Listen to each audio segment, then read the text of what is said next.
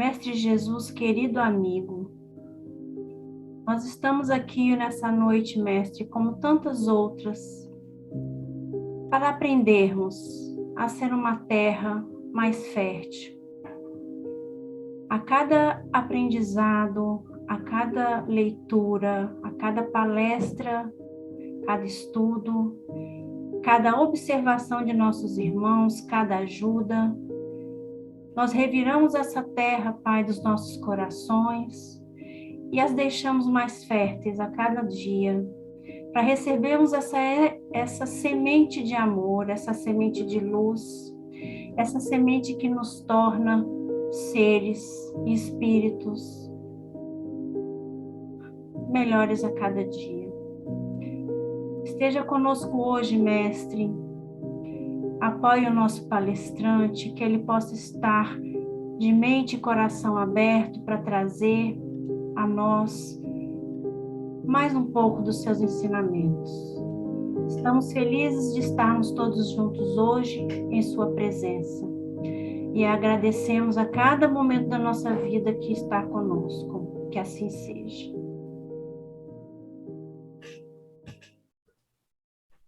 Boa noite a todos, mais uma vez, sejam bem-vindos, né? Nossa noite de aprendizados. Como diz sempre o Charles, né? Preciso de vocês para essa palestra hoje, então já separem o papel, a caneta para formular as devidas perguntas que tanto enriquecem, né? Nossas noites de palestra. Não só hoje, mas as presenciais também, é sempre importante, é sempre animador a participação de todos. Nós estamos nesse curso, né, tendo a oportunidade de conviver, né, nos transportar à época pós-Jesus, né, ali no início do nosso cristianismo, vivendo o dia a dia, né, desses tão abnegados apóstolos de Jesus, intrépidos, né, porque eles tinham ali uma coragem e muita fé e determinação para viver, né, a era pós, digo era pós Jesus, né, porque foi depois da vinda do mestre, e eu vejo assim, né, e fico me imaginando, uma coisa é você testemunhar, você viver aquela fé do início ao lado de Jesus, né, ao lado de todas as coisas que ele estava ali, como aquela grande presença, quando aquela grande força, né, junto deles, e depois eles terem que seguir sem essa energia física, né? Porque Jesus nunca os abandonou e a gente já vem estudando sobre isso, mas foi um grande desafio para eles, né? Tiveram que aprender, vamos imaginar, fizeram o estágio com Jesus e tiveram que botar em prática tudo aquilo que aprenderam com ele. E aí nós estamos vendo como aconteceu em Pentecoste, né? O advento, né? Da explosão da mediunidade, vamos assim dizer, a grande, como diria Emmanuel, né? Dali o início da era mediúnica, mais propriamente dita, os dons do Espírito Santo, coisa que depois Paulo vem trazer, né? Muito bem. Temos até uma música que nós cantamos na fraternidade, né? Falando sobre isso. E hoje nós vamos falar, né, de mais uma história envolvendo os apóstolos, que está no capítulo 5º, vem um pouquinho depois, né, do que Fernanda nos narrou na última palestra, que eu vou tentar resumir a história, vou ler um pedacinho do que eu não lembrar, e depois a gente vai trazer para os dias atuais o que a gente pode aprender juntos sobre que eles vivenciaram, né? Então, a história começa assim. Então, relembrando ali, né, a parte passada do Pentecoste, né, todo mundo se enche do Espírito Santo, todo mundo se encoraja, e todos os apóstolos saem aí, né, já com esse canal mediúnico aberto e conseguindo ali perceber e receber a presença da espiritualidade superior, que através deles, grandes médiuns, e aí nós conceituamos, né, um tempo atrás, a questão de médium curador, então nós vemos, depois que veio o Livro dos Espíritos, a gente consegue encaixá-los aí dentro das denominações. Então, estavam todo mundo ali, e o que acontece? Assim como aconteceu com Jesus, também aconteceu com os apóstolos, da fama, né, se espalhar, e aí um pouquinho antes do início do nosso capítulo, que começa no versículo 17, mas no 15 já fala, né, que transportava enfermo nas ruas, punha em leito, e vinha gente de tudo que era lugar, né, até de cidade vizinha via gente. Então, aqueles que estavam no poder, que acharam que essa confusão toda, né, esse vulco-vulco ali acabaria com Jesus, mas, né, depois lá na frente tem um ensino de Gamaliel muito importante, que remete a essa ideia, né? Os poderosos ainda ficaram muito enciumados, né? Porque os apóstolos continuavam provendo aqueles que necessitavam, aqueles irmãos que sofriam, as mesmas curas, né? Os mesmos feitos de Jesus, o mesmo cuidado de Jesus. E aí, no capítulo 17, aliás, no capítulo 5, no versículo 17, eles, né, ali os saduceus, se encheram de inveja e levaram os apóstolos para a prisão. Todo mundo ali preso, eis que surge um anjo do Senhor. Olha só, né?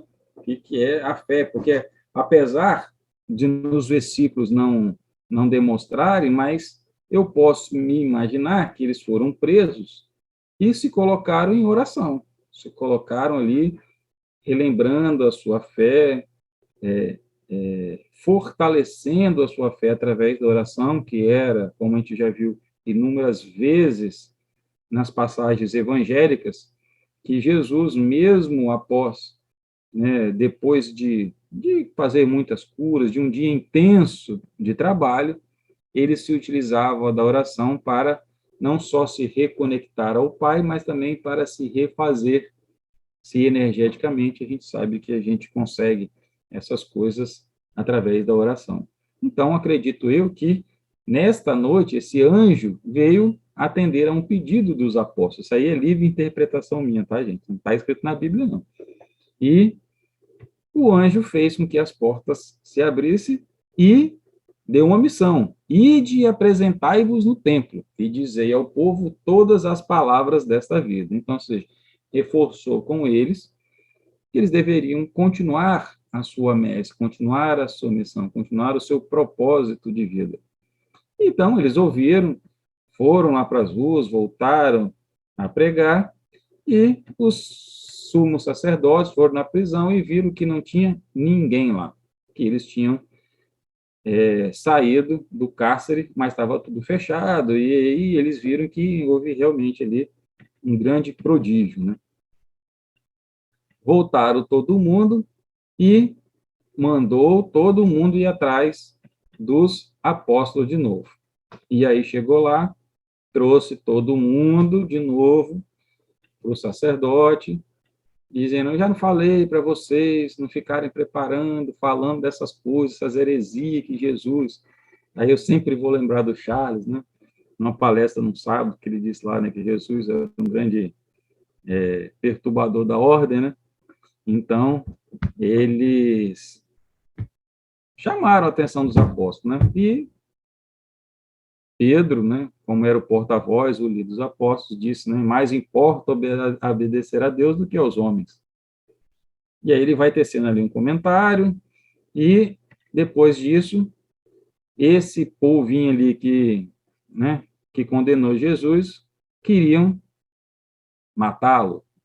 E aí eis que surge, né, Gamaliel, que já era um fariseu, mas totalmente tocado por Jesus, que depois teve um papel muito importante para Paulo. E ele fez uma ponderação muito importante, que ele disse o seguinte para eles, que teve alguns outros que já se levantaram e o seu líder foi morto e aquilo se dispersou. Ele fala de Teudas, de Judas, e ele faz ali, né, uma defesa dos apóstolos, dizendo que para que deixasse os apóstolos irem, porque se aquilo fosse uma obra de homens, que não tivesse uma intervenção, uma vontade divina, assim como aqueles que se levantaram antes e simplesmente foram esquecidos, eles também seriam esquecidos, né? Ele diz assim, está no versículo 38, dai de mão a estes homens e deixai-os, porque se este conselho, essa obra é de homens, se desfará. Mas, se é de Deus, não poderei desfazê-la, para que não aconteça também achados combatendo contra Deus. Então, ou seja, botou o povo ali numa sinuca de bico, né? Então, se for divino, vocês estão, né, batendo no Deus que a gente acredita, no Deus que a gente prega. E foi tão forte essa súplica, aí eu vejo toda uma ação da espiritualidade, porque fala através de Gamaliel, mas também prepara o terreno no coração de cada um daqueles que ali estavam, e eles acabam concordando, e deixam os apóstolos, né, serem açoitados, né, porque não ia deixar passar o povo em branco, né, então açoitá-los.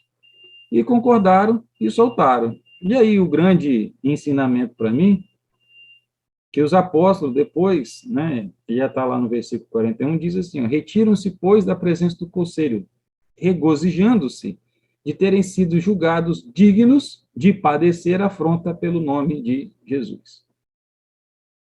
E todos os dias, no templo e nas casas, eles não cessavam mais de ensinar e anunciar a Jesus Cristo.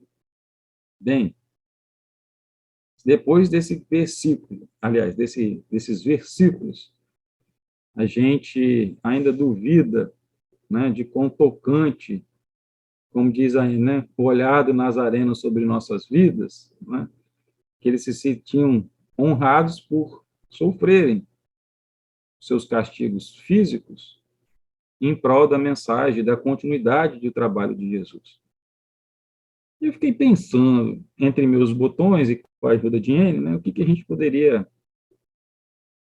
trazer para os dias atuais. E eu fiquei pensando, e aí eu convido vocês a refletirem comigo.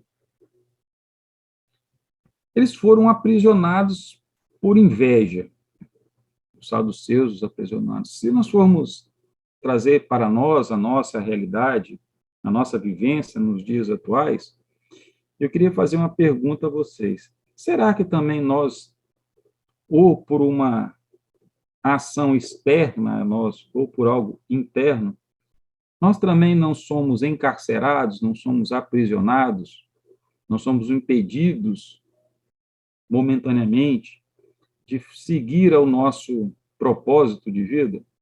Os apóstolos tinham um propósito muito claro naquele momento, que era o propósito de espalhar, de vivenciar aquilo que Jesus pregou e anunciou. Então, eles dariam a continuidade das palavras de Cristo. Mas nós, todos nós que estamos aqui hoje, não só nesta reunião, mas encarnados, nós também temos um propósito.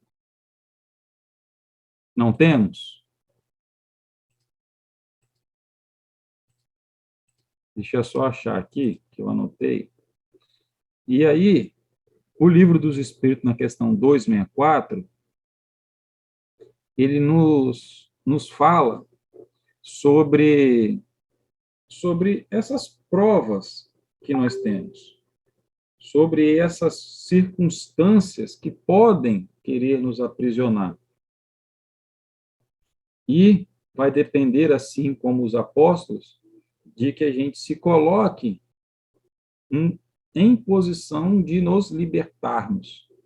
E só para deixar o que fala na questão 264, faz a seguinte pergunta: que é o que dirige o espírito na escolha das provas que queira sofrer? Aí a resposta veio: ele escolhe de acordo com a natureza de suas faltas, as que leve a expiação dessas a progredir mais depressa. Uns, portanto, impõem a si mesmo a vida de miséria e privações.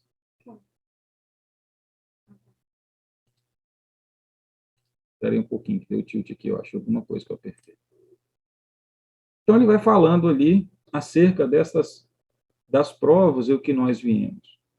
Então, durante a vida, vai nos aparecer essas prisões, estas provas. E qual vai ser o nosso comportamento diante dessas provas?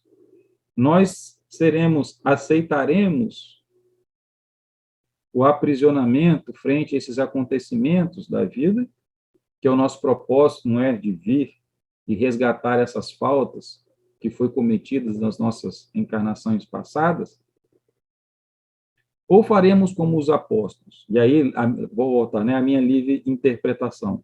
Dentro da prisão, vamos nos colocar em ação, exercitar essa fé e nos permitir que o milagre, como aconteceu com eles, que aparece um anjo e que nos liberte.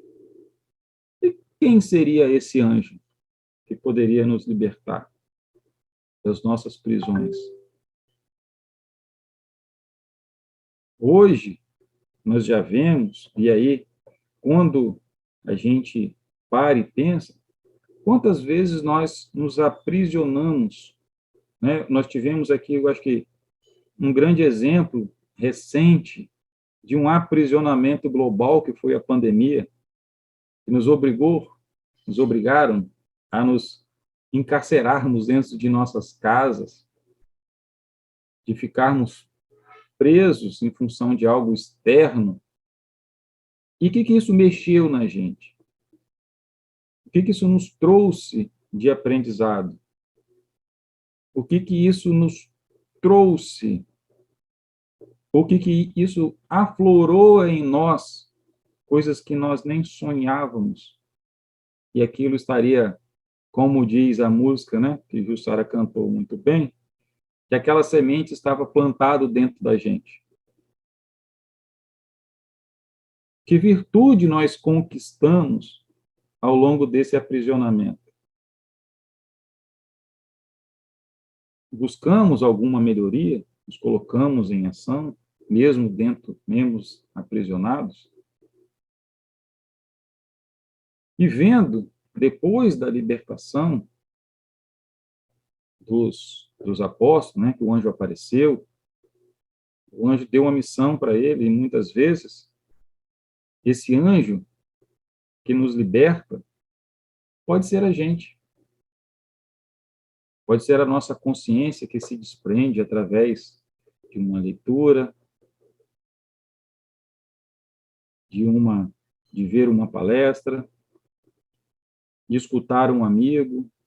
Esses são os anjos que nos libertam dessas prisões. Muitas vezes as prisões emocionais, gatilhos que são disparados por aqueles que estão em nossa volta, porque nós viemos aqui para trabalhar essas emoções. Nós viemos aqui para deixar aflorar aquilo que precisa ser lapidado em nós. Então, nunca duvidem que vão aparecer anjos em nossas vidas, ou que nunca duvidemos que irá aparecer anjos, que nos libertará dessa prisão e nos indicar, volte ao seu propósito de vida. Volte a fazer aquilo que você veio fazer. Ame-se, cuide-se, proclame a boa nova, a sua boa nova, a nossa boa nova. E aí, olhando para os apóstolos que sempre estavam, assim como Jesus, né, sempre armavam uma pegadinha para Jesus, também faziam-se as pegadinhas para os apóstolos. E aí tem uma palavrinha que está no título da nossa palestra, de resiliência. E aí hoje, a gente em casa ali conversando, né, aí ele me trouxe um conceito que eu não conhecia e eu fiquei maravilhado com esse conceito e gostaria de compartilhar com vocês. Que é um conceito chamado de antifragilidade. Inclusive, depois, quem quiser conhecer mais, existe um livro que eu vou copiar aqui, cadê? Vou botar no chat aqui o nome do livro, que vai falar um pouco mais sobre este conceito. Pronto, coloquei, ó, antifrágil, coisas que se beneficiam com o caos. O autor é esse aí, Nassim Nicholas Taleb. Eu gostei muito desse conceito, de antifrágil, porque, como tudo na vida e como nós estamos buscando a melhoria, também nos traz, ele me fez mudar, que até então eu se achava sempre da questão da resiliência. Eu sou um cara resiliente, eu preciso praticar a minha resiliência. E esse livro traz uma nova uma reflexão sobre isso. E aí, eu pensando aqui, junto com a minha, aquela que sempre me inspira a fazer minhas palestras, né? Então, vamos pensar a resiliência como essa esponja, né? A esponja, como está no conceito, é a oportunidade que um material ele se aplica uma pressão e volta ao seu estado normal, bonitinho. Isso é uma esponja resiliente, né? E o antifrágil, o que, que seria?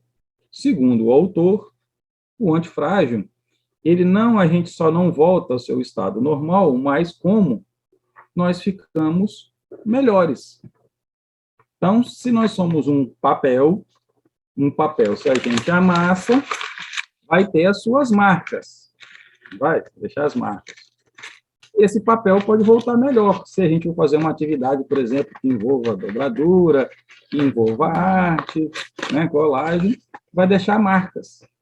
E essas marcas, e aí uma alusão minha, pode ser exatamente como o Kardec nos trouxe, né, as nossas faltas que nós viemos superar. Então, cada dobradura do papel, depois que ele volta ao seu estado normal, ele não é mais o mesmo.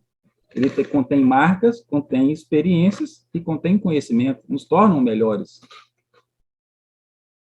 Então, eu vejo que esse conceito ele está muito ligado ao que os apóstolos faziam.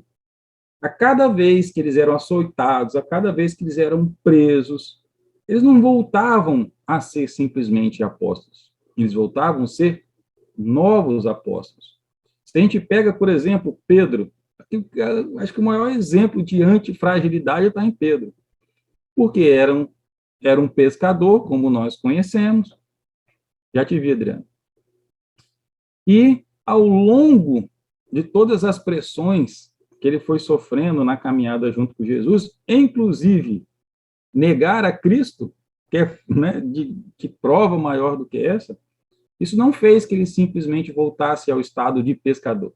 Ele fez a condição de tornar um apóstolo ainda melhor. Tanto é que ele era que liderava todos os apóstolos. Sempre estava Pedro presente em sua sabedoria que lhe era peculiar. Então, ou seja, ele se tornava cada vez melhor. Todos eles se tornavam a cada passagem, a cada chicotada, a cada maltratada, pessoas melhores. Sim, Adriano?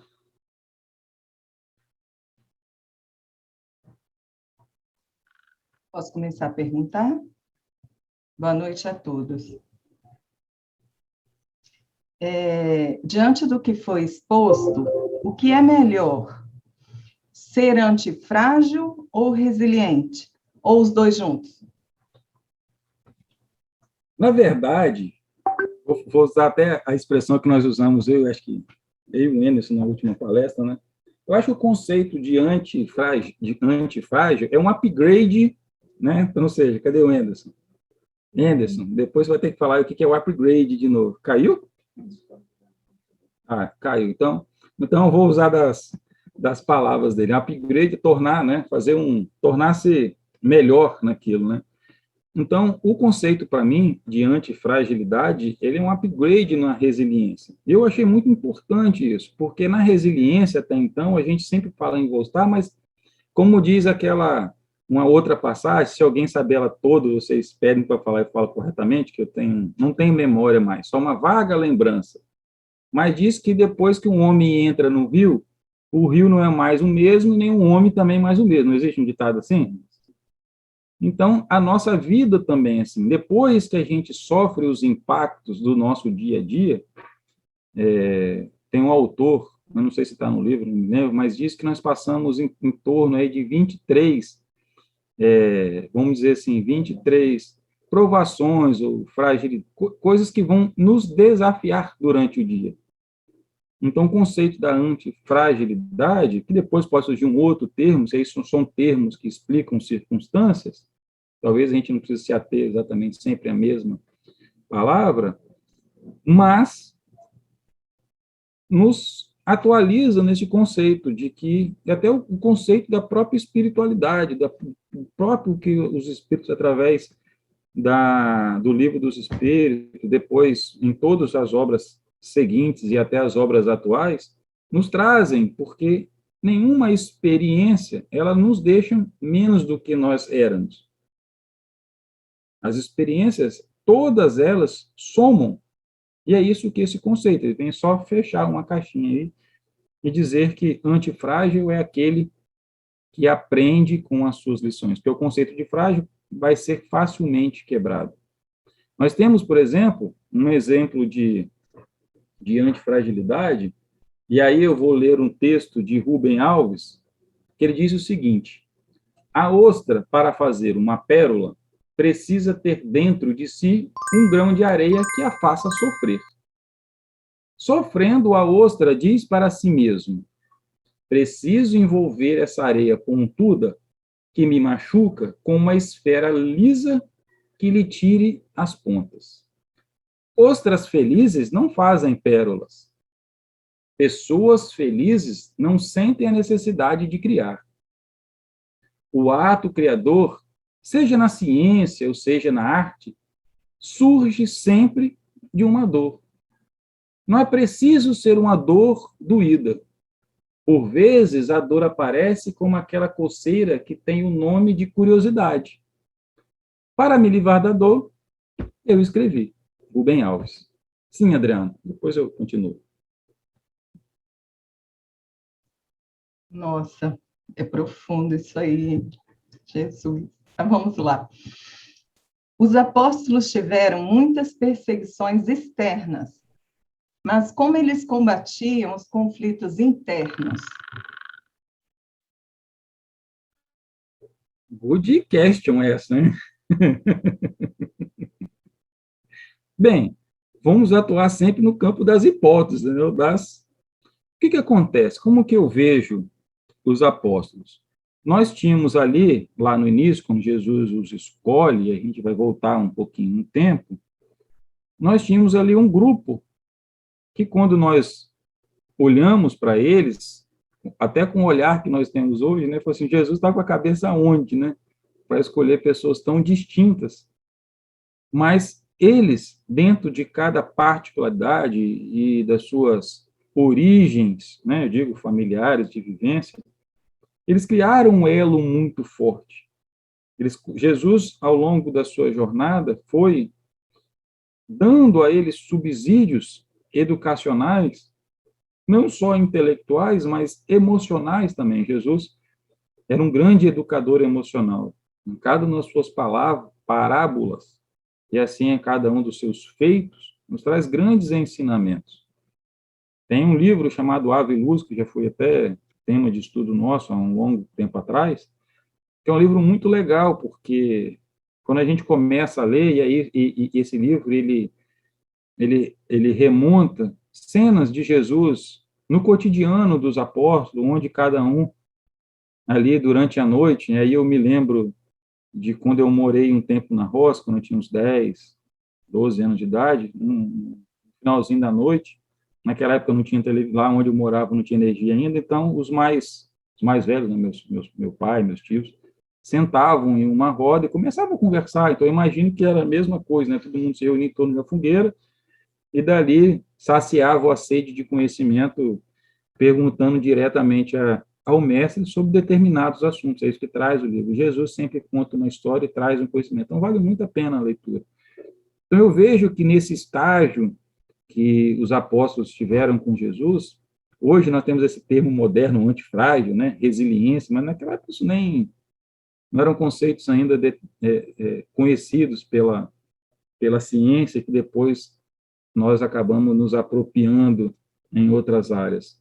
Mas eles foram crescendo também emocionalmente com Jesus e tiveram a grande prova, né, como a gente brinca, né?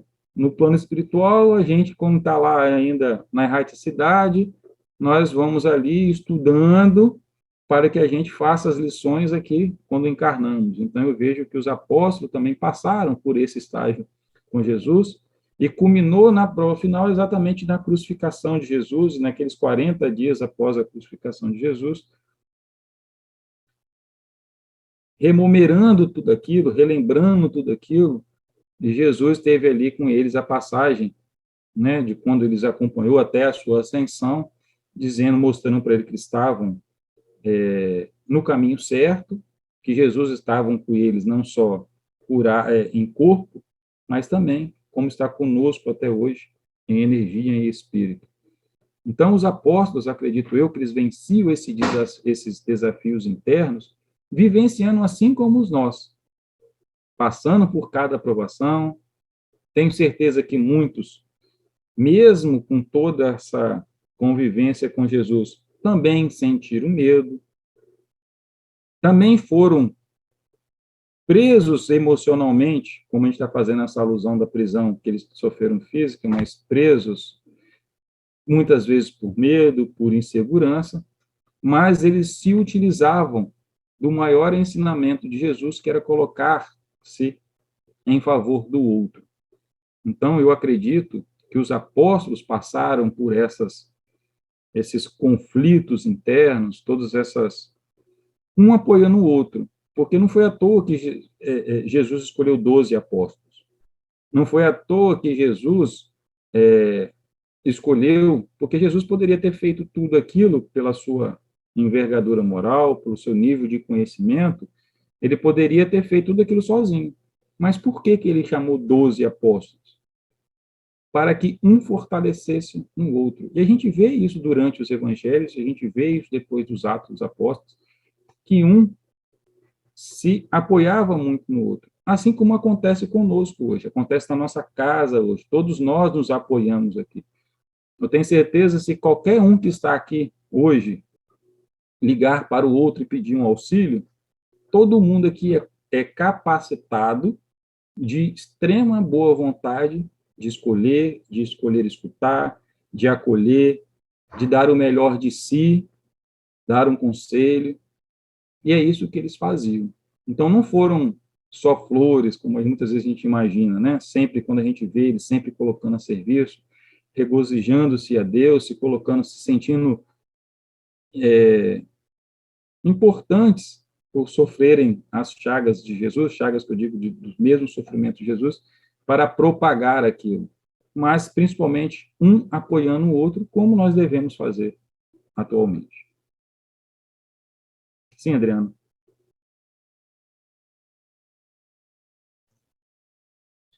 Aproveitando o exemplo que você trouxe da ostra, né?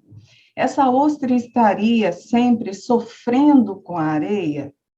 Ou a ostra poderia se satisfazer em realizar essa tarefa porque se veria útil na realização da sua função?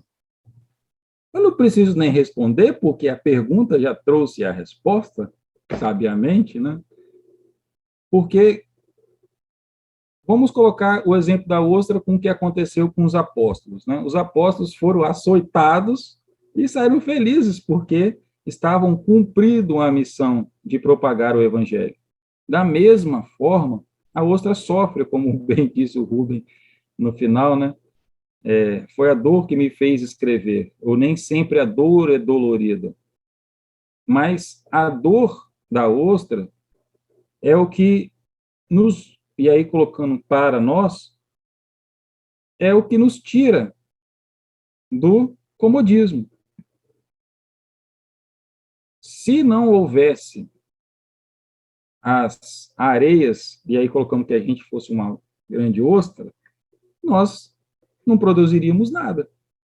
Não existiria nada no mundo. Porque a roda foi inventada porque se tinha uma dor que precisava ser solucionada. As ciências, a matemática, a física, a química, surgiram da necessidade ou da nossa dor de investigar, da combinação de materiais. As ciências da mente, como a psicanálise, a psicologia, a psiquiatria, elas surgiram da necessidade de investigar essa caixa que nós temos, e hoje nós conseguimos já compreender como grandes estudiosos, né, como Freud começou na psicologia, Jung começou aí, Suzana, que estuda mais forte, pode falar para a gente, várias outras obras da mente, a buscar e ver que esse inconsciente, tudo aquilo que aflora em nós, são as nossas memórias vividas. E que acabam sendo sempre essas areias. E aí, Kardec bem diz, né, que ele tem nessa questão que eu li, que nós escolhemos as areias que vamos nos colocar para transformar em quê? Em pérolas. Que será o quê? Essa experiência do antifrágil. Essa experiência não só de sermos resilientes, de suportar aquilo, mas de crescer com aquilo. Sendo assim, nós devemos encarar esses sofrimentos, essas areias, em pérolas, para o nosso crescimento. Jesus, nós os usamos hoje, tudo que Jesus passou, tudo que Jesus sofreu, para o nosso crescimento, não usamos? Os seus exemplos, a superação. Hoje nós estamos estudando o sofrimento dos apóstolos, as perseguições, tudo aquilo que aconteceu nessa jornada de conhecimento, e acontece no nosso dia a dia. Nós não somos diferentes destes primeiros apóstolos, nós somos a continuação deles. Então, devemos sim nos alegrar, porque a cada areia, ela nos torna, nós somos capazes de produzir pérolas cada vez mais bonitas, mais brilhantes.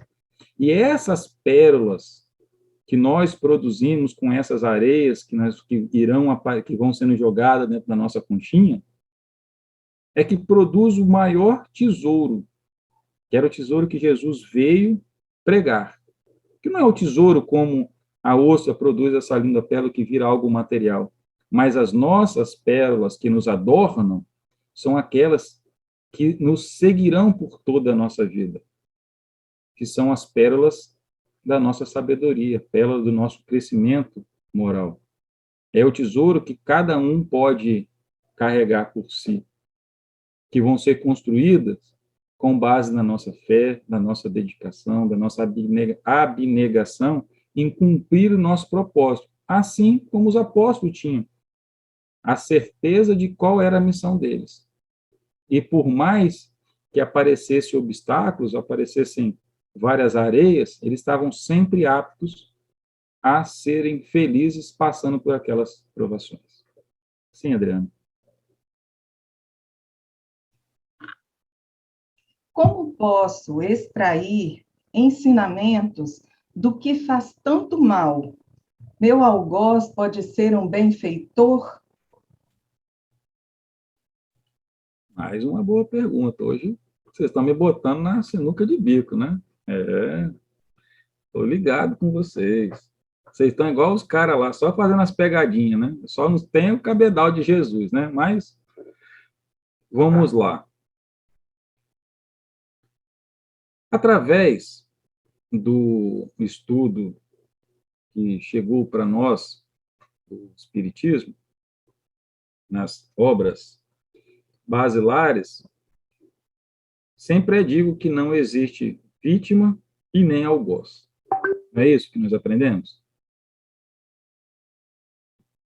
Balance a cabeça, gente, que eu sei que vocês estão concordando comigo. Agora sim. Sendo assim, a vítima de hoje pode ter sido um algoz no passado que hoje, por sua escolha, pode hoje se colocar na posição de vítima, pode-se, não é regra, cada caso é um caso, está escolhendo vivenciar essa condição, como a gente já falou várias vezes aqui, a gente escuta isso, nós vivemos num mundo dual, a gente precisa sempre estar nos dois lados da moeda. A gente vai experimentar a riqueza, vamos experimentar a pobreza, aí não é regra que nós temos que experimentar ser algoz de alguém, mas como todos estamos aprendendo as nossas potencialidades divinas, estamos lapidando as nossas emoções, nós em algum momento vamos ser, e ainda somos muitas vezes. A gente que não reconhece, mas quantas vezes a gente machuca o outro? E a gente não se acha que nós estamos tão ruins assim. Sendo assim, né, nós temos a impressão de que aquilo é algo muito grande, esse mal está me causando muito grande, é muito impactante a minha vida. A pessoa que está causando esse mal, a gente torna isso ruim. Mas o que a prática e os ensinamentos nos remetem é que, na verdade, essa é mais uma grande, fazendo a alusão que nós estamos trazendo hoje em relação ao exemplo da ostra, é uma grande areia. Então, nós já aprendemos muitas vezes, por diversos ensinamentos, sejam eles através daqui da fraternidade, sejam em outras casas, que nós devemos sempre lançar mão do julgamento, ou seja, que a outra parte é má, porque a gente não conhece o histórico, o passado e o que trouxe a pessoa a se transformar isso. Esse conceito da antifragilidade também traz uma questão importante que faz parte da nossa evolução, que traz um conceito que nós temos, assim como quem dirige, né, sabe que os retrovisores têm um ponto cego, que a gente não vê quem está atrás, mas o cara de trás está vendo a gente. E muitas vezes, neste processo, quando a gente se coloca como vítima, mas muitas vezes nós estamos sendo algozes de outros sem a gente perceber, porque nós estamos no nosso ponto cego, nós não estamos vendo. Mas tem outras pessoas que estão ao nosso redor que estão aptas a nos mostrar aquilo que nós erramos. Então, adquirir esse grau de elevação, de olhar o que o outro faz, que era o que Jesus fazia. Jesus, lá no auge da cruz, né, disse: Pai, perdoa-lhes, que eles não sabem o que fazem. Ou seja, Jesus estava intercedendo por nós, porque nós estamos ainda nessa jornada, ainda de que ainda estamos aprendendo a amar. Enquanto nós estamos aprendendo a amar, nós vamos automaticamente ferir uns aos outros. Porque também o exercício de amar, também o exercício de perdoar. Não é à toa que nós temos um livro hoje, na Fraternidade, que fala sobre perdão. Então, a gente só vai conseguir executar, colocar em prática tudo aquilo que são nossas potencialidades, que são aquelas qualidades que se vêm com o dom do Espírito Santo, e o primeiro Espírito Santo é o nosso Espírito que habita em nós, é praticar todos esses ensinamentos. Então, esses acontecimentos, eles acontecerão no nosso dia a dia, para que a gente possa nos tornar cada vez melhores. Sim, Adriana?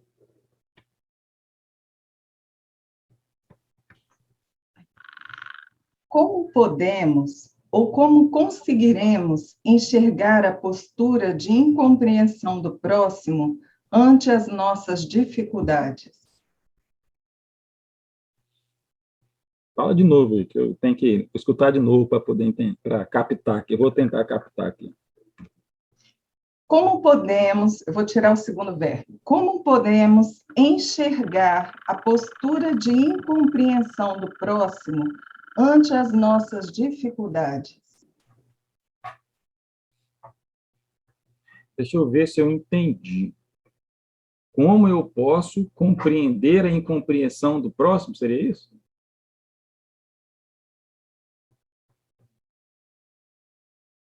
Bem, o pessoal hoje está me pegando. Então, vamos tentar raciocinar juntos, né? Porque aí depois vocês também podem contribuir. Vocês podem escrever no chat uma opinião divergente, né? Que possa me ajudar. Então, sintam-se coparticipantes dessa criação de hoje.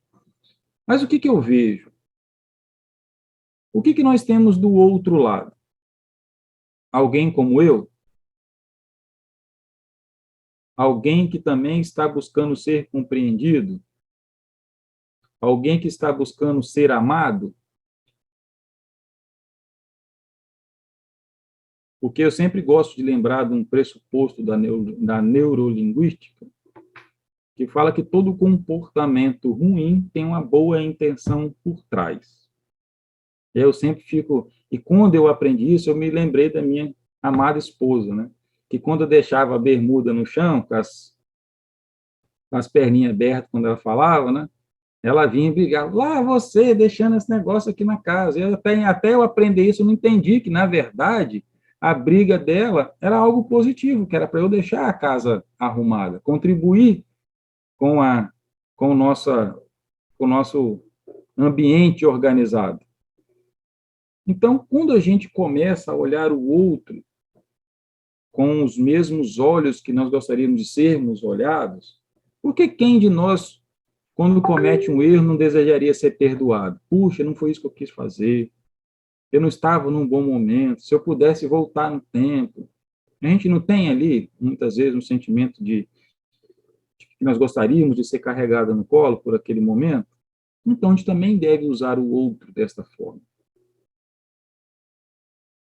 Nós precisamos começar a enxergarmos quem está ao nosso lado como realmente parceiros de caminhada, que ele está enfrentando as mesmas dificuldades que eu estou enfrentando, as mesmas no sentido de que ele escolheu as deles, da dele, e eu escolhi as minhas.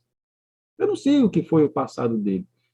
Aí não vou nem entrar em vidas passadas, mas eu não sei qual foi a infância, eu não sei com que problemas ele passou, não sei por que faltas ele passou, que excessos que ele passou. Eu não conheço a trajetória do outro. Então, a melhor forma da gente compreender aquele que não nos compreende é exercitando o que Jesus nos ensinou, de amar ao próximo, de perdoar, não 7, mas 70 vezes 7, infinitas vezes. E se a gente pensar hoje, poxa, por que Jesus disse que a gente deve perdoar sempre? Porque o outro vai sempre fazer algo que a gente precisa de perdoar. E nós também faremos algo que necessite de perdão. Que imaginemos um mundo se não fosse o perdão. Que não fosse essa capacidade da gente se colocar no lugar do outro e buscar. Hoje nós estamos vivendo uma falta, uma era, uma jornada muito grande de uma palavra muito simples, que é a empatia.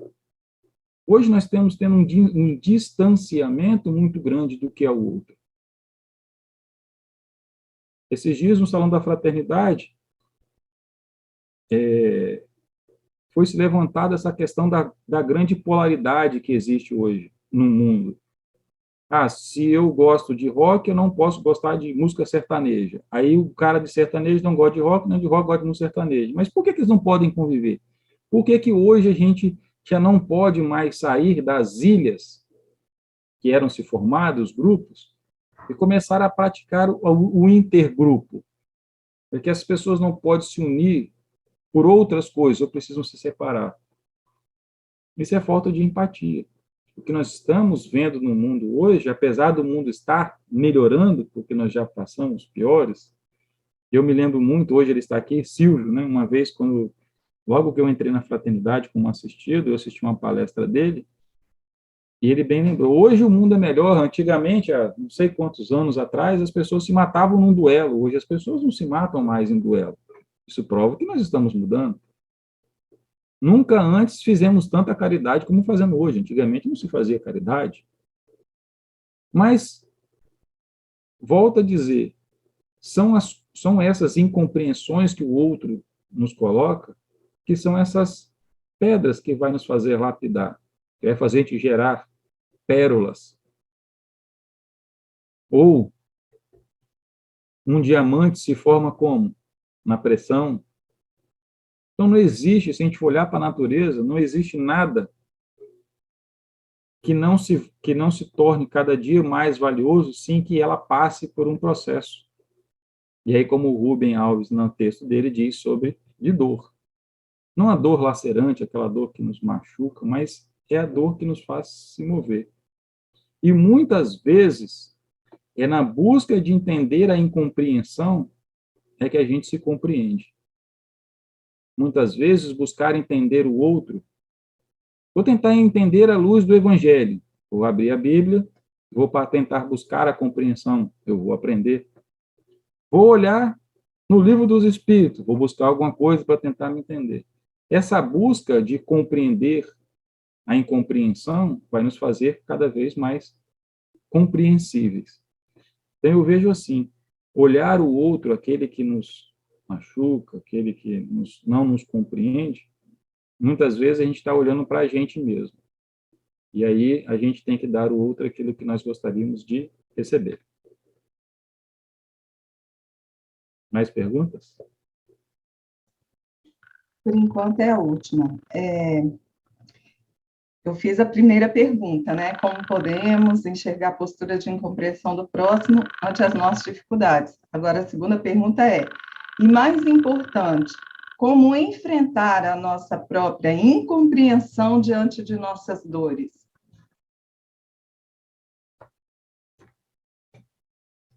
Como enfrentar a nossa incompreensão, como é que é? Diante das nossas dores.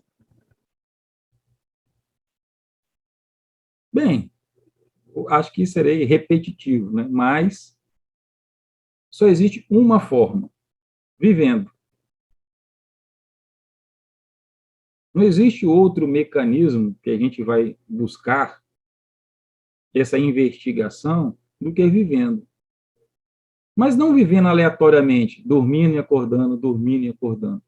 Mas eu vou, talvez, acrescentar mais um termo, experimentando, me permitindo.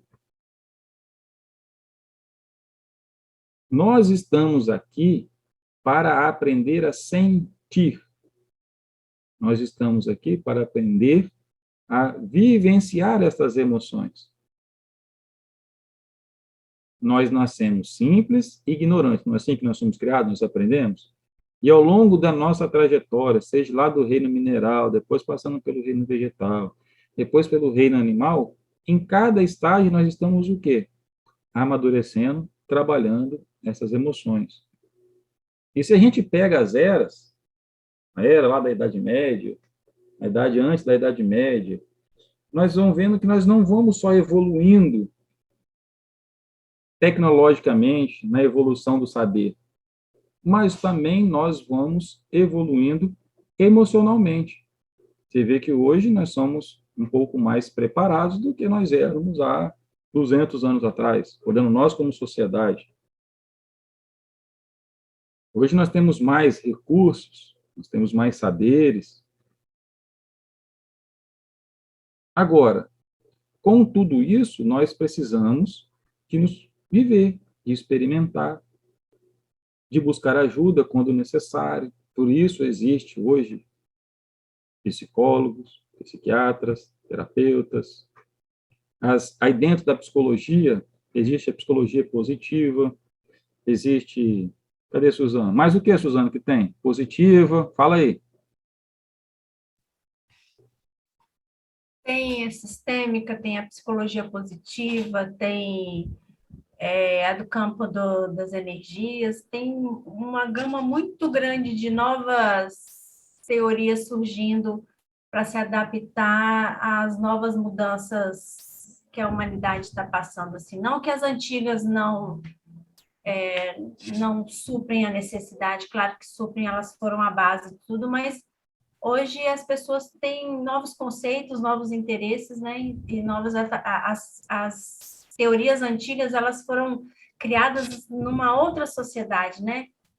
1920, 1940, né? Então era uma outra. E aí agora precisa se adaptar a essas mudanças, né? Para essa sociedade de agora. Mas a base é naquelas, mas aí existem as mudanças para a nova sociedade.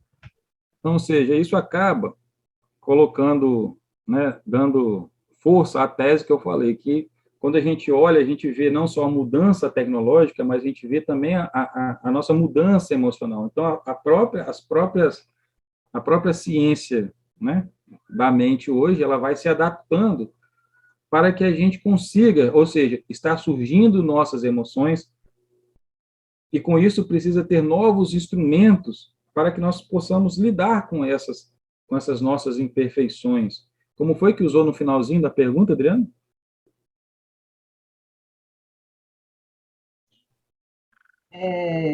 Enfrentar a nossa própria incompreensão diante de nossas dores. Isso. Então, ou seja, essas ferramentas, elas vêm exatamente para quê?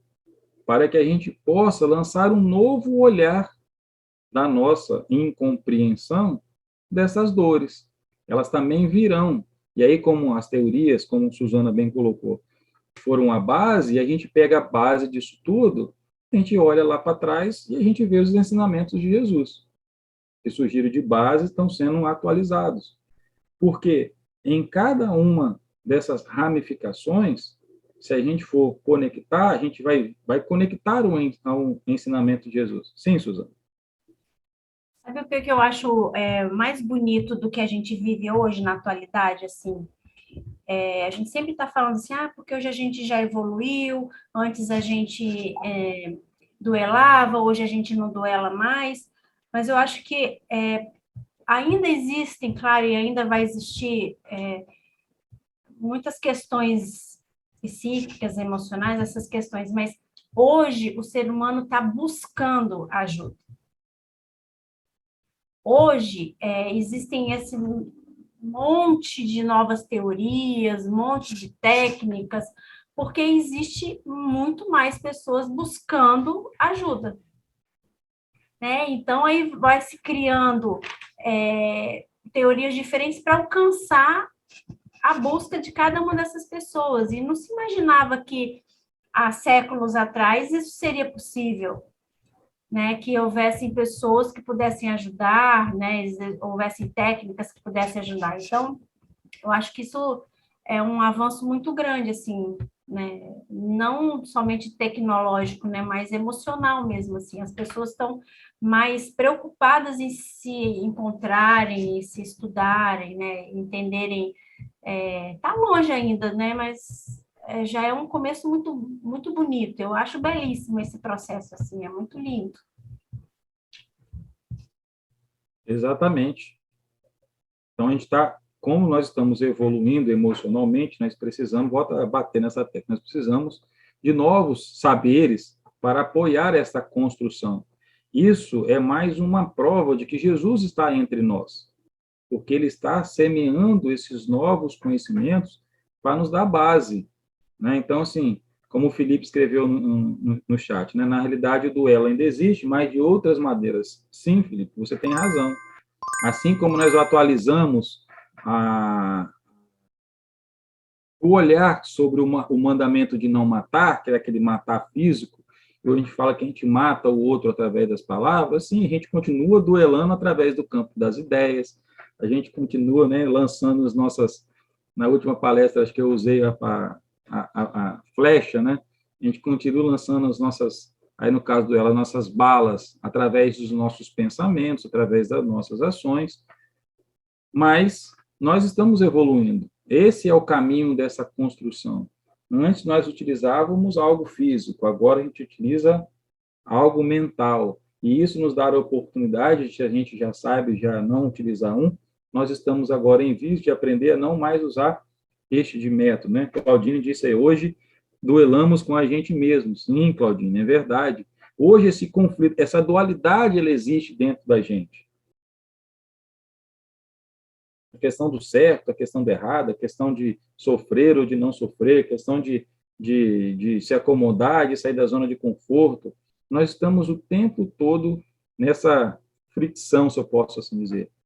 E aí, dentro desse conceito da antifragilidade, a gente consegue ver que essa pessoa, que ela, quando ela sai desse, vamos botar, né, talvez eu vou classificar, é a classificação minha, de antifrágil, um upgrade do resiliente, a pessoa que começa a compreender-se a si através das melhorias, das terapias, como Suzana nos trouxe, ela vai vendo que ela começa a apreciar esse processo da adversidade, porque ela começa a entender que vai ser este processo que vai torná-la melhor.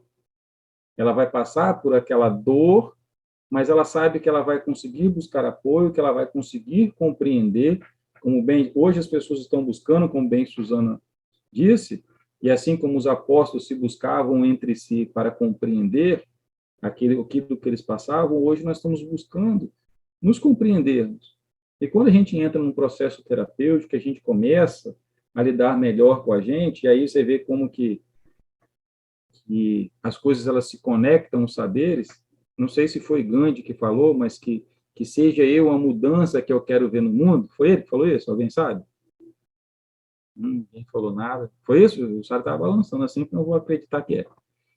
Então, ou seja, quando eu busco uma terapia, quando eu busco compreender as minhas incompreensões e compreender a dor do outro através desse contato, eu acabo mudando. E quando eu mudo o que está ao meu redor.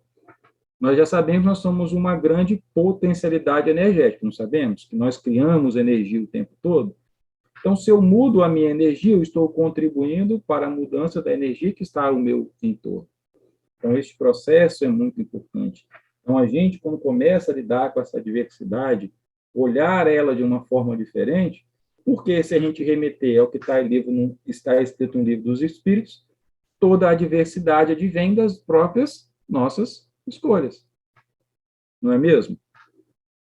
Então, aprendermos a conviver e olhar ela com esse novo enfoque é extremamente importante para o nosso processo evolutivo, o nosso processo de educação emocional. E é o que essa tempestade de acontecimentos, principalmente agora nesse momento de pandemia, nos está remetendo, para que a gente passe por essas adversidades e não voltar a ser o Léo que eu era quando essa pandemia começou, mas que eu seja um Léo modificado, um Léo que ele aprendeu com tudo aquilo que aconteceu com ele, um Léo que começa a se enxergar. Eu estou falando eu, mas é cada um de nós, que ele seja cada vez mais próximo daquilo que ele busca ser. Nós não buscaremos nós estamos buscando sermos perfeitos, porque sabemos que se somos filhos do perfeito, nós temos a perfeição inata, como disse a música da Ana, a semente está em nós. Mas eu não consigo ser perfeito agora. O que eu consigo ser? Aí vamos lembrar do nosso saudoso Joel. Nós conseguimos ser a nossa melhor obra-prima, nós conseguimos ser sempre a nossa melhor versão. É isso que nós precisamos buscar ser. É esse que é o conceito da antifragilidade que eu trouxe, mais como estímulo para que todos nós possamos procurar o termo depois, que a gente possa se apropriar dos conceitos por trás dele que nos colocam. Não é evitar as adversidades,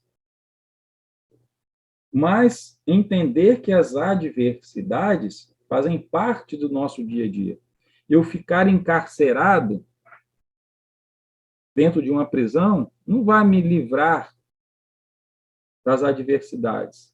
Não adianta eu me esconder, porque eu preciso de passar por essas adversidades para que eu me torne uma pessoa melhor, para que eu consiga buscar uma terapia, para que eu tente buscar algo em um livro, ou tirar um ensinamento de um filme, ou de uma conversa com alguém. Isso vai fazer que eu mude, que eu sempre esteja, porque nós somos seres em constante evolução. Fomos criados para evoluir. Nenhum de nós, nenhuma criação do Pai foi criada para ser estacionária. Todas elas foram criadas para evoluir. O destino é evolução. E a gente só evolui aceitando aquilo que nós somos e passando pelas nossas adversidades. Sim, Adriano? Tendo os apóstolos como exemplo, diante da incompreensão do outro, como conseguiremos ter coragem para sustentar as nossas verdades?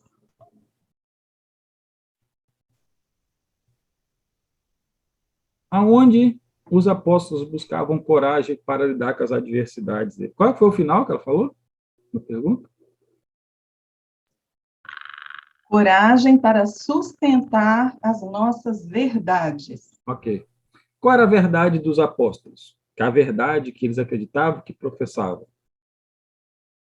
A verdade dos ensinamentos de Jesus. Não era isso? Não é isso que eles pregavam? E onde eles buscavam essa coragem? Na sua fé.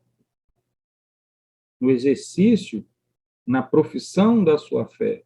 Saindo todos os dias, mesmo diante das adversidades, dos castigos, pela certeza do propósito dele.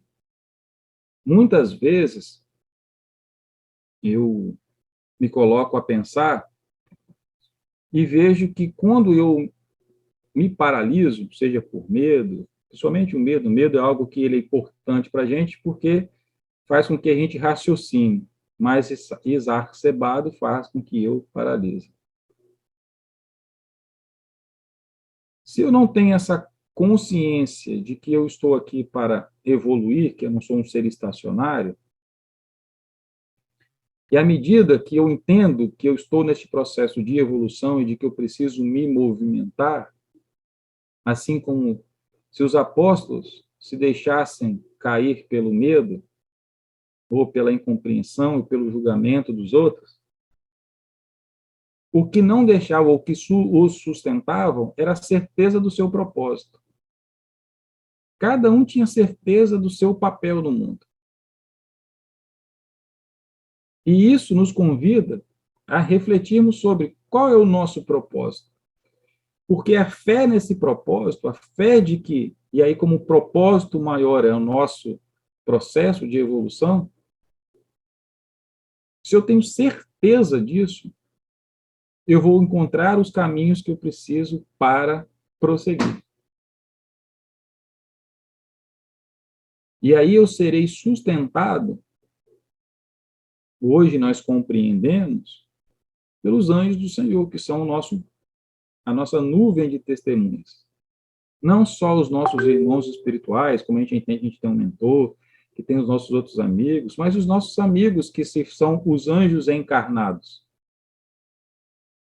E eles nos darão coragem para que a gente enfrente nossos medos, que a gente enfrente que sustente a nossa verdade. Cada um tem a sua verdade, eu tenho a minha, cada um de vocês tem a sua. E é a verdade única, porque é fruto da experiência individual de cada um. Cada um de nós tem um papel neste mundo, não só da gente evoluir, mas de contribuir para a construção ou a continuidade dos 7 dias da criação, como a gente tem ilustradamente lá no início do Gênesis. Todos os dias nós somos convidados a dar continuidade a esta construção. Deus criou luz, o céu, tudo que a gente vê lá, entregou para nós, como corresponsáveis para dar continuidade à construção, não só material, mas à manutenção energética do nosso planeta. À medida que eu for compreendendo o meu papel nesse grande ecossistema, que é a vida, eu começo a ter coragem de sustentar essa minha verdade. E muitas vezes, e aí já é bem dito, quando nós estamos no caminho, por exemplo, do autorrespeito, do auto-amor, que a gente começa a se valorizar, que a gente passa a tentar não viver a vida do outro, mas viver a nossa, nós vamos encontrar. E aí, quando nós começamos a exercitar a nossa verdade, que é essa nossa busca, nós vamos encontrar resistências. Mas aí volto, se eu estou totalmente conectado com o meu propósito, eu vou encontrar forças para prosseguir. Meu propósito é me amar mais. O que eu preciso fazer para me amar mais? Fazer as coisas que eu gosto, do tempo que eu gosto. Colocar limite quando um relacionamento meu, seja em qualquer nível, que a gente fala relacionamento, acha que automaticamente é de marido e mulher, namorado, namorada. Mas, muitas vezes, numa relação de amizade, numa reunião de trabalho, isso é expressar a nossa verdade. Isso é expressar o que nós somos. Quando nós somos verdadeiros, o que está dentro da gente, que a gente consegue expressar, não aquela máscara que a gente muitas vezes usa para poder ser aceito. Quando a gente usa a máscara, as pessoas estão gostando da máscara, não gostam de quem nós somos verdadeiramente. E quando nós somos verdadeiros, nós construiremos verdadeiros laços de amizade, porque as pessoas irão gostar da forma com que eu sou, dentro dessa minha verdade que eu construí. Então, muitas vezes, essa transição é o que acontece com a ostra. São as areias que nós vamos lapidar para que nós possamos nos tornar pessoas melhores, alinhados com a nossa verdade, que muitas vezes nós passamos tanto tempo ensaiando um personagem para querer ser aceito que nós esquecemos de nós mesmos. E esse processo de retomada, de reconstrução, e aí, voltando à alusão dos apóstolos, de sair desse aprisionamento que eu estava, que vem um anjo e me liberta no insight, sai dessa prisão, meu filho, vai pregar, vai cumprir o seu propósito de vida.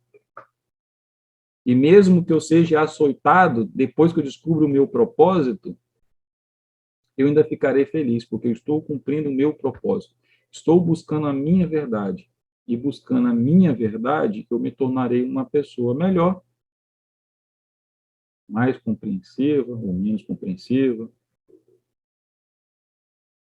Continuarei o meu processo de educação, que não vai terminar agora. Nós temos muitos e muitos ainda anos de estudo. Mas a cada dia eu me torno melhor. Então, que a gente possa buscar nesse conteúdo de hoje, do que os apóstolos trazem, e essas alusões que a gente pode trazer hoje, de nos libertarmos dessas prisões emocionais, muitas vezes, dessas máscaras que nos cercam ainda. Que possamos passar a buscar nos compreendermos para compreendermos o próximo de forma diferente. Que possamos, como o conceito da antifragilidade, de sermos pessoas melhores, de sermos pessoas mais sábias, que não evitemos as adversidades, mas que nós possamos compreendê-las, saber que fazem parte da nossa vida, que nós não somos, como que eu poderia dizer, azarados por acontecer determinadas situações em nossas vidas, mas que elas, se chegam até nós, era para o nosso aprendizado. Que possamos tornar a nossa vida como chocolate. Chocolate para virar esse bombonzinho aqui, delicioso, que sempre alegra o nosso dia a dia, nos dá energia, né? As mulheres que estão de TPM comem chocolate para ficarem mais felizes, não é assim? Passou por um processo de transformação. Era um caroço que precisou ser moído, olha só, olha como foi forjado, né? Não só triturado, mas depois teve que ir para o calor, né? Foi forjado no calor, moldado, resfriado, embalado, e assim somos nós. Seremos todos doces um dia como chocolate. Mas para isso a gente vai precisar de passar pelos moinhos da transformação. E o chocolate ele é antifrágil, foi se aperfeiçoando ao longo de sua transformação. E que nós possamos encarar, olhar e termos como inspiração o ato dos apóstolos, todas as suas ações de confirmação de sua fé, de seu propósito, de se alegrar, assim como posteriormente São Francisco também nos ensinava de fazer tudo com muita alegria, tanto que ele sempre cantava, fazia poesia sobre a natureza, ele enxergava tudo aquilo ali como uma grande obra de Deus, e que possamos também, com os olhos de São Francisco, admirar tudo isso que está em nossa volta, porque há sim beleza no caos, porque o caos também é fruto da obra de Deus. Se é obra de Deus, também é linda e perfeita. Então, o que eu gostaria hoje de convidá-los é para que refletissem sobre os atos, que refletissem sobre tudo aquilo que nossos queridos percussores nos deixaram de ensinamentos, sobre a resiliência, agora com a antifragilidade, sobre a fé, sobre a certeza de estar seguindo um caminho que vai trazer alegrias para todos nós, mesmo diante das dificuldades, que possamos tomar essa fé para nós, que possamos beber nos ensinamentos de Jesus esse cálice de renovação, de fortificação, de, sabe, de muita força, porque o que nós precisamos buscar sempre através das nossas orações é buscar essa força, para que o Mestre nos dê a sabedoria necessária para que a gente consiga olhar para cada adversidade com um olhar de aprendizado e não com um olhar de renovação. Então, se nós não temos mais perguntas, já foram todas encerradas, eu gostaria muito de agradecer mais uma vez por vocês me fazerem companhia nessa noite de sexta-feira. Hoje já não está chuvoso, hoje já está, né, um clima forte, amanhã não será um final de semana chuvoso. Então, eu quero muito agradecer as perguntas, agradecer a presença. Vocês todos fazem a nossa casa mais forte, nossa casa mais alegre. Então, meu muito obrigado. E convido a todos que fechem seus olhos, vamos reviver a nossa passagem junto ao Mestre e vou fechar com a oração de que ele nos ensinou para que a gente consiga colher nesta noite todas as bênçãos que o nosso Pai derrama sobre todos nós, seus filhos, todos os dias. Pai nosso, que estais no céu, santificado seja o vosso nome, venha a nós o vosso reino, seja feita a vossa vontade, assim na terra como no céu. O pão nosso de cada dia nos dai hoje. Perdoai as nossas ofensas, assim como nós perdoamos os nossos inimigos. Não nos permita cair em tentação e livra-nos de todos os males, hoje e sempre. Vamos lembrar também daquela que sempre intercede por nós nessa noite, daquela que nos protege com seu manto, nos carrega no colo quando precisamos e está sempre disponível com seu olhar meigo e sereno. Ave Maria, cheia de graça, o Senhor é convosco. Bendita sois vós entre as mulheres e bendito é o fruto do vosso ventre, Jesus. Santa Maria, Mãe de Jesus, rogai por nós, pecadores, agora e sempre, que assim seja.